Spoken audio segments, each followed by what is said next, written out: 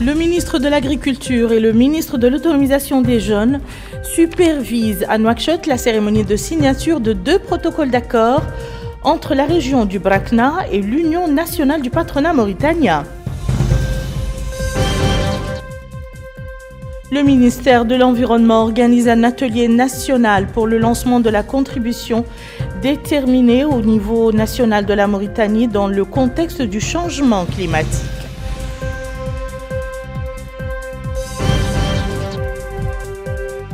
Et le lancement au Houd el-Gharbi du festival de Tin Ahmad.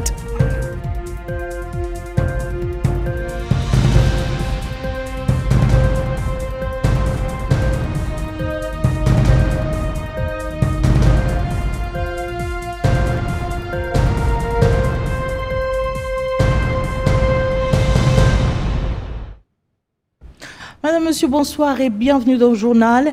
Ces derniers jours, des accusations ont émergé portées par certains médias étrangers selon lesquelles la Mauritanie servirait de point de passage pour des armes en provenance d'Ukraine destinées à des groupes armés sévissant au Sahel. Aucune preuve tangible n'est venue étayer ces allégations. Il n'en demeure pas moins que la répétition de telles accusations impose une clarification. La République islamique de Mauritanie récuse ces soupçons avec fermeté. Depuis plus d'une décennie, le pays a construit une stratégie de prévention et de lutte contre l'extrémisme violent qui lui a permis d'échapper aux dérives régionales. Cette politique, souvent citée en exemple, repose sur une conviction constante. La sécurité intérieure de la Mauritanie ne peut être dissociée de celle de son voisinage. Cette interdépendance résulte pour le gouvernement mauritanien tout autant de l'impératif de solidarité que d'un constat de réalisme. Par simple lucidité, la Mauritanie estime qu'elle ne peut se permettre de voir un voisin sombrer dans le chaos sans en subir elle-même tôt ou tard les répercussions. L'expérience confirme ce principe simple. Lorsqu'un État vacille, les lignes de fracture traversent immédiatement les frontières. De ce point de vue, l'attachement de la Mauritanie à la sécurité collective du Sahel s'explique aisément. Le pays n'a cessé, dans la discrétion et loin des déclarations spectaculaires, de soutenir ses voisins lorsqu'ils traversaient des périodes de vulnérabilité. Soutien logistique, partage d'informations sensibles, médiation discrète, les gestes sont nombreux, même si la tradition locale a toujours privilégié la retenue à la surcommunication. La Mauritanie n'a jamais ressenti le besoin de proclamer ses solidarités, mais préfère agir sans publicité. À ce socle régional s'ajoute une diplomatie dont la ligne apparaît avec le recul d'une grande constance dans un contexte mondial marqué par les revirements et les repositionnements. La Mauritanie s'est tenue à quelques principes cardinaux: attachement au multilatéralisme, respect scrupuleux de la Charte des Nations Unies, règlement pacifique des différends et refus de s'engager dans les rivalités géopolitiques. Le cas du conflit russo-ukrainien illustre cette cohérence. À l'Assemblée générale des Nations unies, la Mauritanie a soutenu la résolution condamnant l'atteinte à la souveraineté territoriale de l'Ukraine. Dans le même temps, elle s'est opposée à l'exclusion de la Russie du Conseil des droits de l'homme, convaincue que les sanctions et l'isolement diplomatique ne règlent pas les crises, mais les prolongent. Certains y ont vu une ambiguïté, d'autres y reconnaissent une fidélité à des principes. Le pays, de son côté, souligne la simplicité de son raisonnement. Ses relations avec Moscou remontent à 1965, celles avec Kiev plus récentes et limitées. Les choix diplomatiques ne se font pas en fonction des aides reçues de part et d'autre, au demeurant inexistantes dans le cas de la Mauritanie, mais selon l'épaisseur des liens historiques et la cohérence des positions de principe. Avec ses partenaires sahéliens, la même logique prévaut. Des explications franches ont eu lieu, notamment avec les autorités maliennes qui ont compris la nature de la position mauritanienne. Derrière ce dialogue s'affirme une conviction qui ne varie pas. Prévenir l'instabilité d'un État de la région, c'est protéger l'ensemble du Sahel contre un effet domino. Ainsi, face aux accusations récentes, la Mauritanie oppose moins d'indignation que la permanence de sa ligne. Elle parle peu, agit davantage et préfère la constance et la clarté. Dans une région marquée par les crises et les basculements, elle a choisi une voie singulière, une diplomatie de retenue discrète dans les formes, mais ferme dans ses principes, convaincue que la stabilité, c'est jamais l'affaire d'un seul pays, mais une responsabilité collective.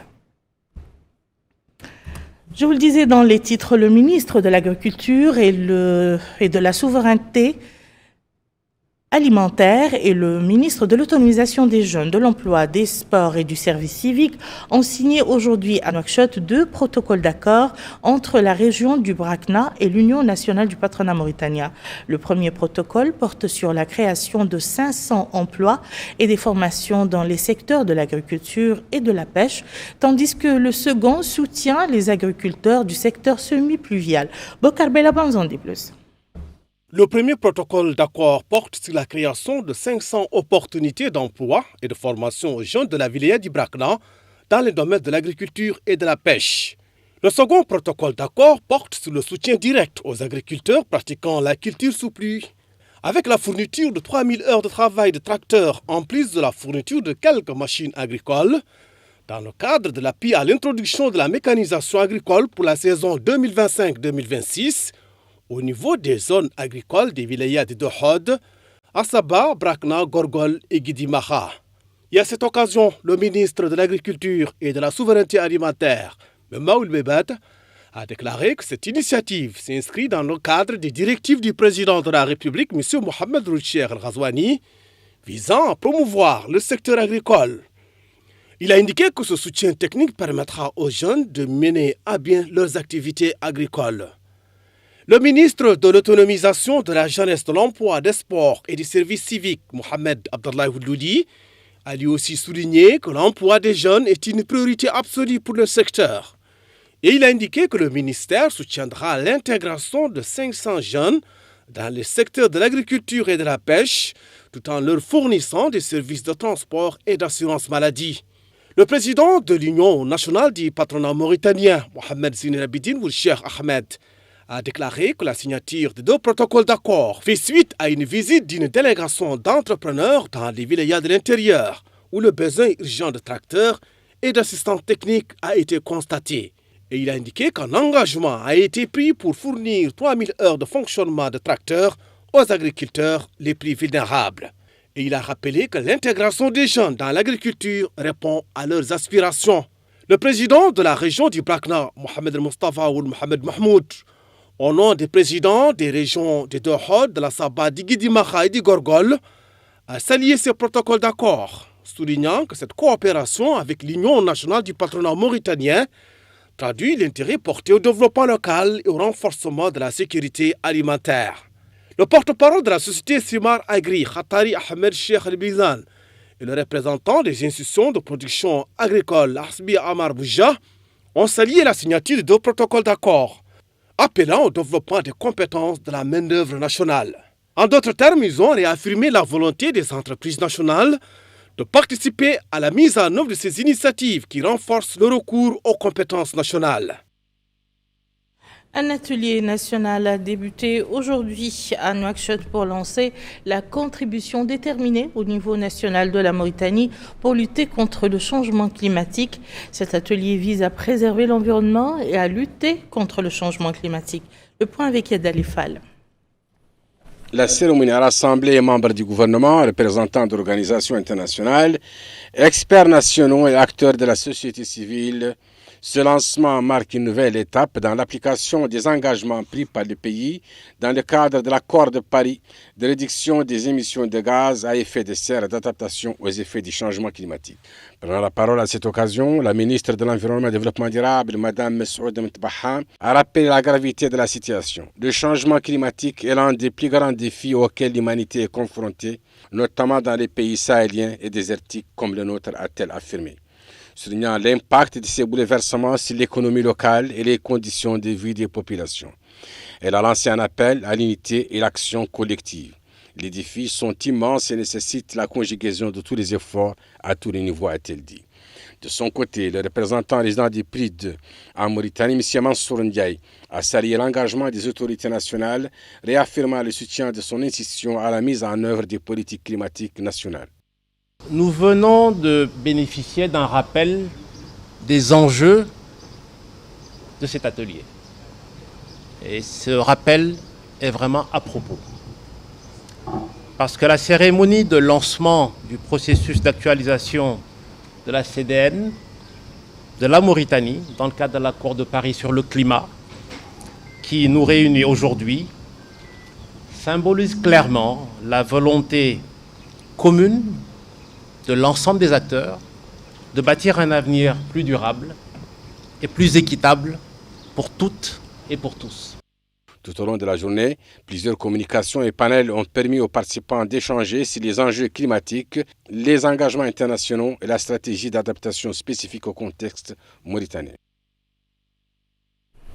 Nous allons à présent au Houd el-Gharbi et plus précisément dans le chef-lieu de la commune de Ten Ahmad, relevant de la Muqata'a d'Ayoun, où le secrétaire général du ministère de la Culture, des Arts, de la Communication et des Relations avec le Parlement, M. Sidi Mohamed El-Jaddou, a présidé hier soir en compagnie du wali du Houd el-Gharbi, M.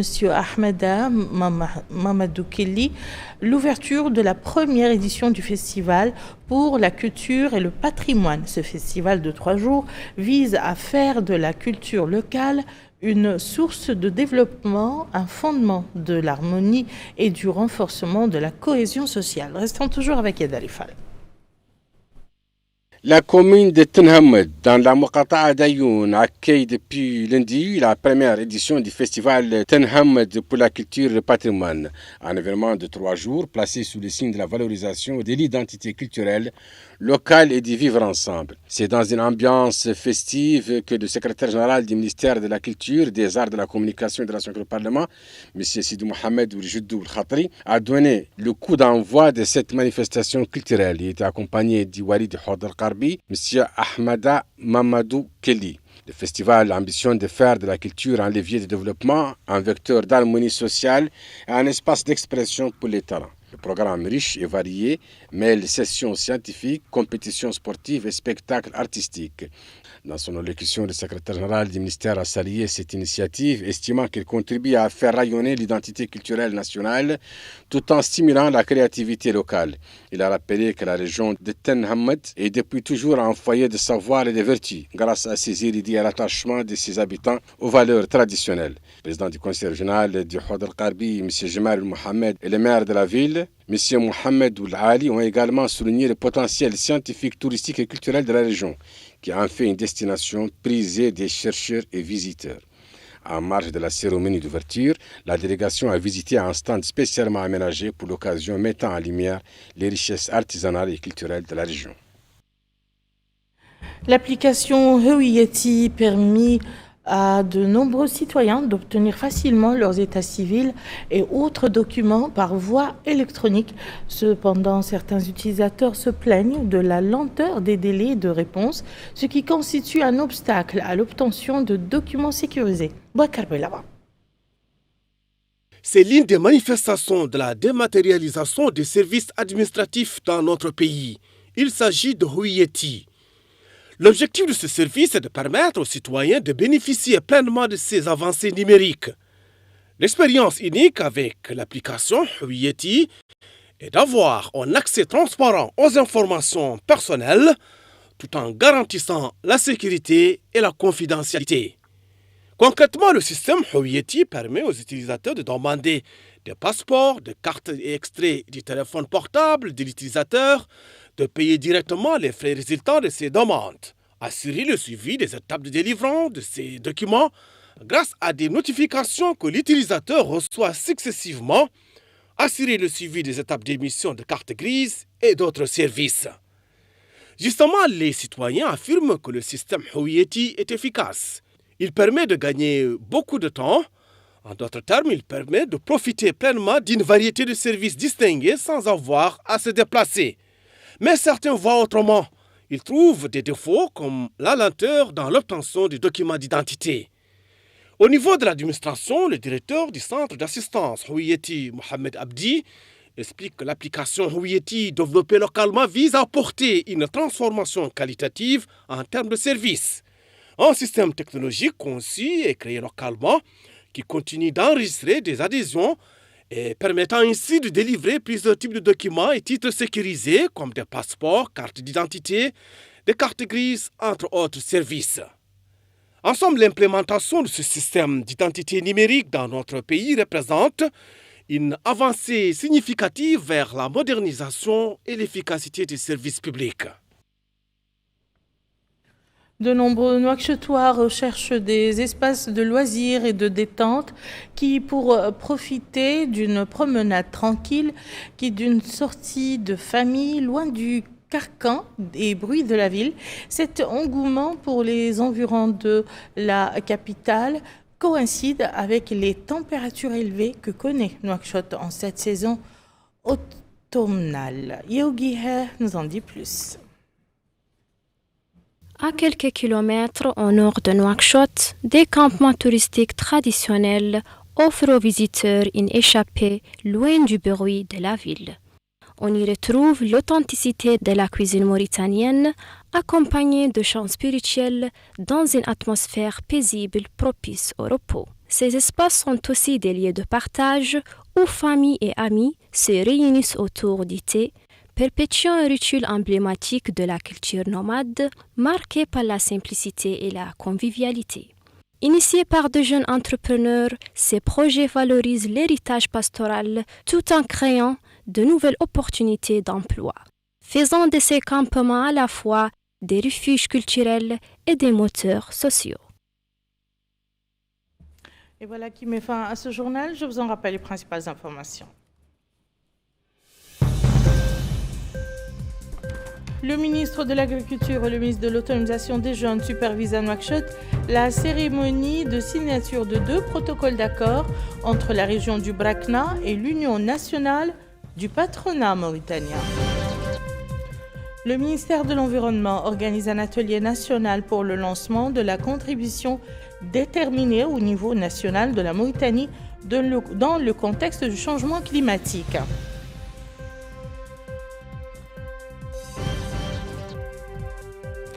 Et lancement au Houd el-Gharbi du festival de Ten Ahmad.